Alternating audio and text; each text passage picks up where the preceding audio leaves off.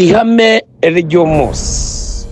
Nk'uko mubizi turi mu mwaka wo gukira ku buzima bwawe, ku gihugu cyawe, ku bugingo bwawe, aho uri hose. Ihame ry'umunsi, kwita ku byo twumvise kugira ngo tudatembanwa tukabivamo. Iyo umuntu atitaye ku byo yumvise hari igihe birangira bivuyemo.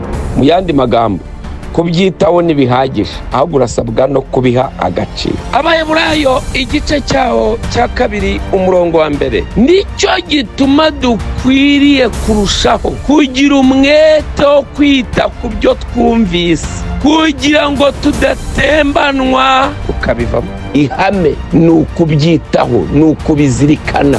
Ugomba kwita ku byo wumvise kugira ngo hataza akantu kamwe kakahita kabikwibagiza, ejo kamera nk'abandi bose. Samusoni yarabizi ko umusatsi utagomba kongora, ariko arangije niyita ku byo yabwiwe, niyita ku byo yumvise. Arangije amena ibanga Delila aramwogosha. Yamenye icyo akoze umusatsi uvuyeho, yamenye icyo akoze Abafilisitiya bamunogoyemo amaso. Nutita ku byo wumvise uzamera nk'abandi bose. Nutita ku byo wumvise ngo bihe agaciro, ibyo wumvise ni ibihe.